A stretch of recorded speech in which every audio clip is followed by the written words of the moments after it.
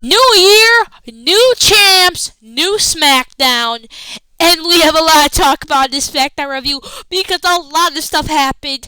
We had two women's championship matches, and this was crazy. So before we get into today's SmackDown review, I'd love for you guys to drop a big thumbs up down below and hit the subscribe button because I'm on the road to 100 subscribers and I'd like to get there before WrestleMania 41. Anyway, let's hop into today's SmackDown review. Anyways, of course, they showed the recaps of last week, and obviously because 3-hour shows. I know we haven't had them in like 3 months, but they're filled with recaps, so I expect they showed this recap. And of course, the American Nightmare, Cody Rhodes, the undisputed champion, the guy I have to glaze, and the guy I have to give a bunch of photos to, the two woes, and yeah. And basically, he just said, it's a new era, it's a new time for the WWE. We have big things, Raw on Netflix, the 3-hour SmackDown.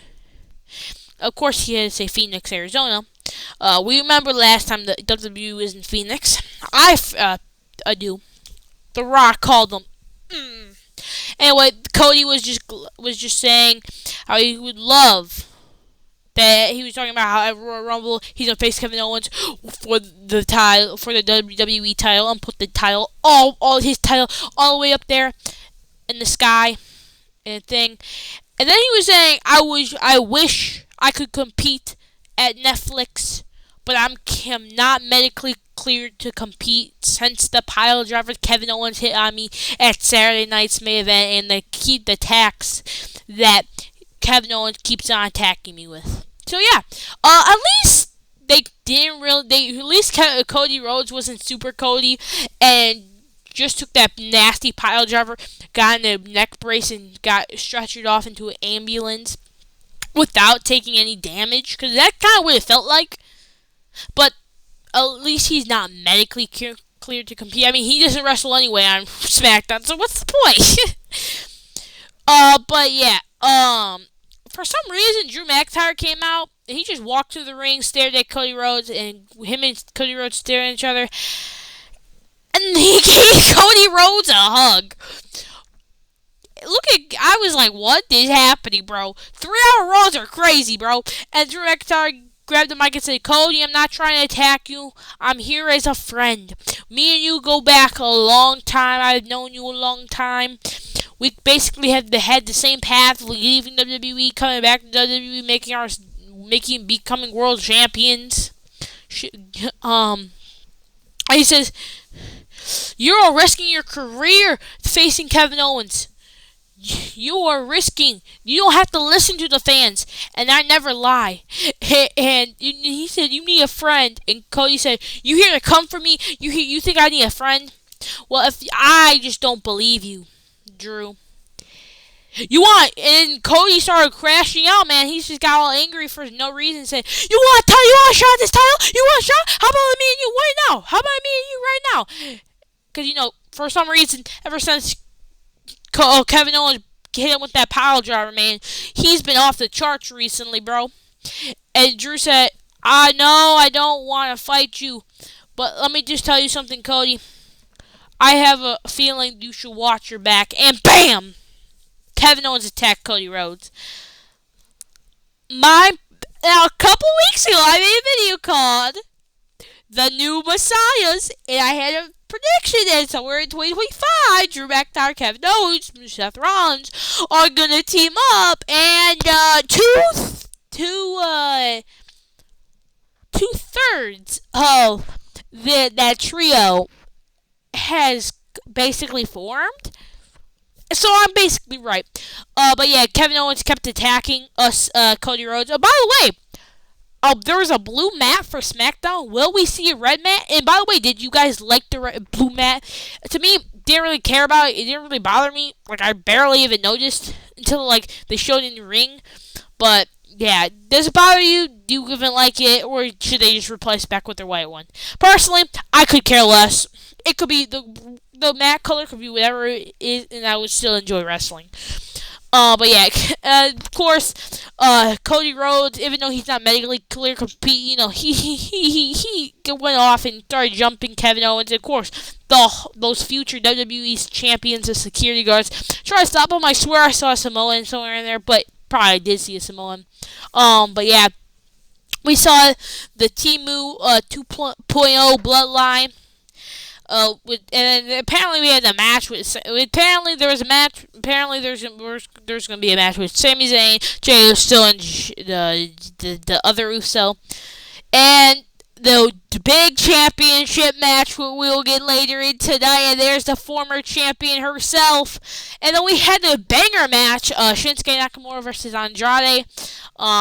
First off, this was a banger match. Andrade doing his nice moves and beautiful drop kicks, let's be honest. At the beginning part of this match, Andrade was literally whooping Shinsuke's behind. And the beautiful moonsault, by the way, always a beautiful moonsault. But after he came back from commercial break, we saw Shinsuke get hit the sliding German suplex, this nice knee from the middle rope. And then, of course, Andrade took advantage when Shinsuke took the top turnbuckle off, hit the Meteora, try to get the pin, but of course hit his famous signature moonsault where the opponent always moves and lands on his thing. He lands on his feet and does another moonsault and hit it and try to pin him. Didn't really work out.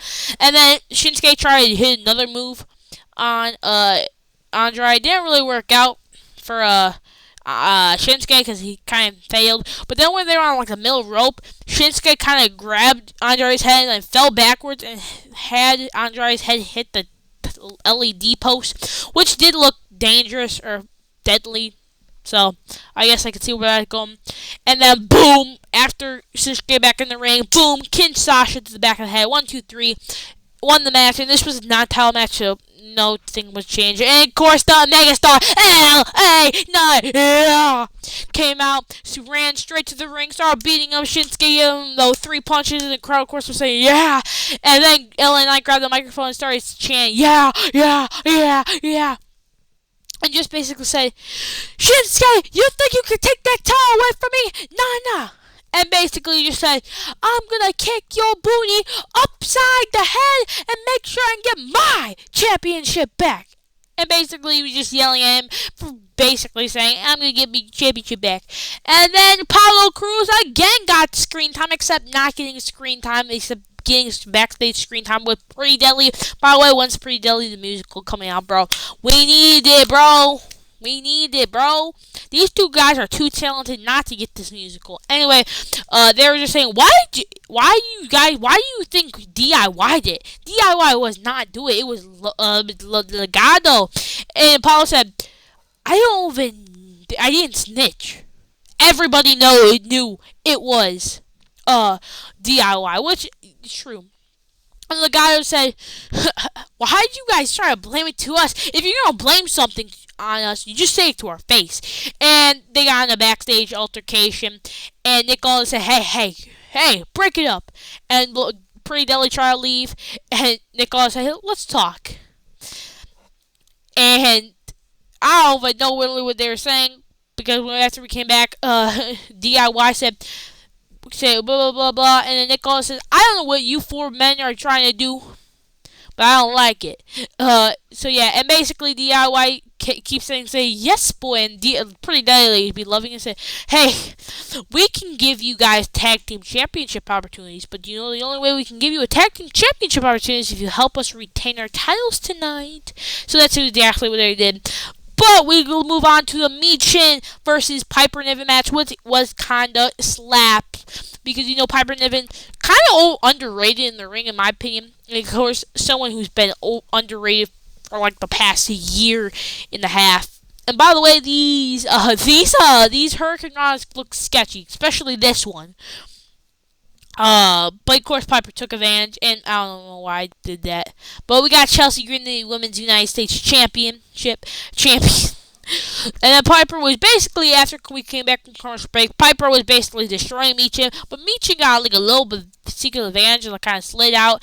And for some odd reason, she was twerking in front of Chelsea Green's face. All I know is Michael Cole saying, yeah, Yeah, like Michael Cole was loving it, bro. Bro, Misha, what was this, bro?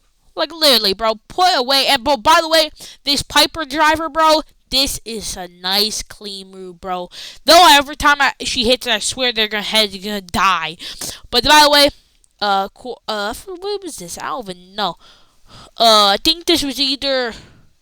I think this was Eat the Fee. I'm pretty sure. I don't remember, but Michin won the match. I think. Did Michin win the match? I'm gonna go check that out right now. I'm pretty sure she did. I'm like 110% sure she did, but I could be wrong. Sometimes I miss stuff. Most of the time I just forget stuff because I think I have short-term memory loss, bro. But yeah, I think. I'm pretty sure she did. If I'm wrong, then Piper never won, but I'm pretty sure I'm right. Yeah, Michin won. Michin for sure won. So yeah, that's good to know. Good to know. But anyway, Paul Heyman was walking to the arena and he missed the metal detector. And Michael said, "Wait, here's a weapon on him. Someone check him." But yeah, but that's good. This now right here. Naomi kept getting these video packages and saying it's been 8 years since she held singles gold in WWE. So yeah, and these packages kind of made me think that Michin or Naomi was winning. But we'll get that later. But Paul Heyman came out and basically said on Netflix, Roman Reigns will get back his Ufalafa and take down Solo Sikoa, and basically said Roman lost everything in spring of 2024 when he lost it, when Cody Rhodes took advantage of Roman Reigns when Roman Reigns hit Seth Rollins with the steel chair at Mania. And Solo Sikoa took over and kicked out Jimmy and kicked out the Wise Man because he knew that no sane person would actually acknowledge him. And basically said that Roman Reigns is the real OTC and Solo Sikoa stole the Ufalafa from Roman Reigns. And he said the winner will be Roman Reigns on Netflix. So yeah, and then Solo Sikoa came out and Paul Heyman said that he was about 2 seconds from peeing his pants, which was crazy. And then Solo asked for the microphone, and Paul, since he's so scared, he gave Solo the microphone. And Solo said, at Netflix at the Tribal Combat, I need someone to hold this Ufalafa. And who can trust it, who respects my family, who respects this Ufalafa. And someone trustworthy. So Paul, if Roman Reigns wins at Netflix on Raw, then you would lay it over his neck, and I will acknowledge him. And when I win on Netflix on Raw, you will lay this over my neck, and Roman Reigns will have no choice to acknowledge me. Understood? And Paul Heyman, of course, said understood. But the Motor City Machine Guns. Anyway, I don't know why I did that. Said, Johnny, you betrayed our friendship just over a championship? That's low, bro. And of course, we had another WWE Tag Team Championship match, and it comes this time. Motor City Machine Guns versus #DIY. This was a pretty good match. Of course, you got DIY pretty good in the ring, and then we got I almost said Machine Gun Kelly. I mean, the Motor City Machine Guns did their thing. Did their thing. Their awesome move. This was a crazy dive from the outside. This match, though, most of the Machine Gun had most of the offense, which was kind of scary. This was, by the way, a beautiful Inzaguri by, I don't even know, was that Chris Sabin? But a nice super kick. This was a nice combo. It was like a knee stuff, boom. And then Johnny Gargano hit a super kick on like Chris Sabin and then just knocked down. And then Tommaso Ciampa just got a nice beating by them. And then Pretty Deadly distracted Alex Shelby, and Tommaso Ciampa threw Chris Sabin into what's his name, Alex Shelby, and Alex Shelby got hit with his knee, and then this was a beautiful fairy tale ending super kick combo, and then somehow Alex Shelley came out, kicked out, but then the Gargano escape got put in Johnny Gargano by Alex Shelley, and of course Tommaso Ciampa got put in like a Boston Crab STF submission thing, but of course Legado del Fantasma and Pretty Deadly got landed on them, and the match was ruled a no contest. So, yeah. And then DIY were happy that they retained their titles. But Candice LeRae was basically saying Tiffany Stratton, which we haven't seen Tiffany Stratton all night up to this point, was saying, she's always a loser. She always costs us stuff. And I don't know why this happened. My stuff was running smoothly all night. But of course, Melo was saying, hey, next time I see you and Braun, you can both get that work in. And then the Usos came behind and said, and then they came and said, and Sammy said, Melo was saying something about next time we faced up, he's gonna put that work in. And then Melo walked away, and then Kevin Owens, who is the fake WWE champion, bumped into Jey Uso and said, "Hey, you better watch where you're going." And Kevin said, "You better watch your back," which is crazy. And then Cody Rhodes Nick Aldis stopped by Cody Rhodes and said, "Hey, you know we have to do what's good for the company." And Cody said, "I know what's good for the company. I know you understand but I'm the champion. I get to pick who I want to face," which is true. But then it was time for the WWE Women's Championship match with Naomi taking on the former champion Nia Jax. And by this match was pretty okay. Probably one of the best Nia Jax matches I've seen since she came back to the WWE. It was okay. Me personally, I liked it. But by the way, that flexibility on Naomi is crazy, bro. My leg would have broken off if that happened. By the way, try to roll her up. Again, this is not a leg drop. This is a splits leg drop, bro. And again, beautiful dive to the outside. Of course, Naomi did do the Samoan drop because, she's in the Anoa'i family by blood. Come on, we know she's married to Jimmy. And by the way, this was a nasty leg drop for the middle rope. And then, of course, Naomi had to hit the tornado DDT off the middle rope as well. And then this knee thing she does when he sets her head or whatever. Then, I don't even know, Bianca attacked Candice LeRae for a little bit. Beautiful kick to the head. And then Nia Jax always tries to do this thing where she picks her up and body slams her. But Naomi always counters it and did this crazy thing. And Tiffany Stratton came in with another referee saying, he handed the referee the briefcase. I want to cash in. The referee went to go do it. And then Tiffany Stratton literally hits the referee, takes her briefcase, knocks Naomi out, and then has Nia sit down, give her the Annihilator to retain the championship.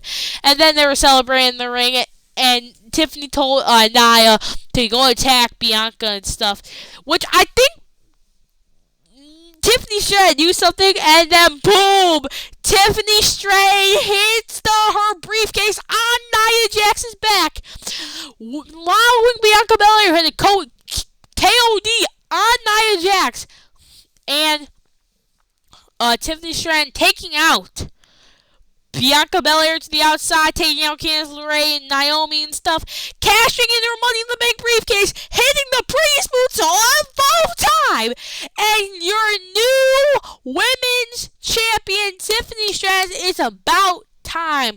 Her Money in the Bank cash reign as Money in the Bank briefcase holder has been ferocious. All those fake teases and stuff, they need to stop. Triple H, get better at cashing in the Money in the Bank briefcase. But I'm just happy that Tiffany Stratton is our women's champion now, and yeah, it's just great to see our new women's champion, and hopefully Tiffany Stratton has a W rate as the WWE Women's Champion. I was so happy, bro. I'm still happy. congratulations to Tiffany for getting this big achievement. I bet she could celebrate.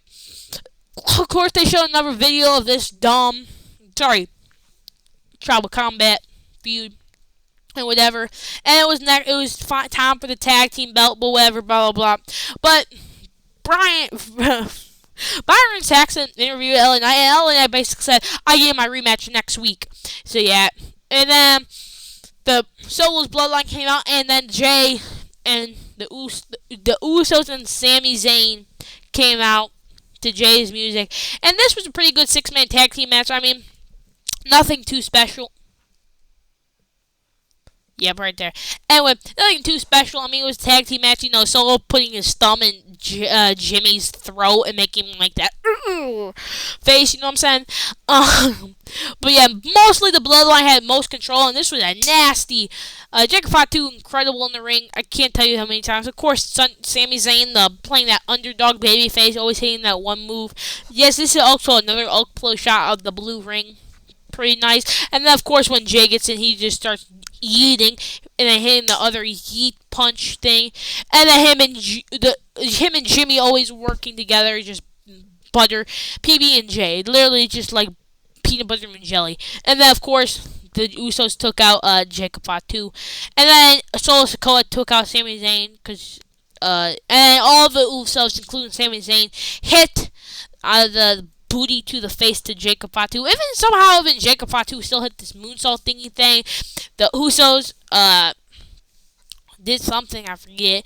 And then Drew McIntyre came out. Jey Uso did a dive because he's facing him on a Raw in like 3 days, or no, it would be 2 days from now. But you know what I'm saying.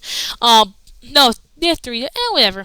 And then anyway, Jacob Fatu hit Jay with the Samoan drop, and Jay hits a super kick on Solo, which we know that nobody knew. Even Jay didn't know that Solo was a legal man. Hit the Uso splash on Jacob Fatu, but Solo came in the ring. Samoan spiked Jay, and 1, 2, 3, the Timu Bloodline won, which was a surprising thing that Jey Uso took the pin.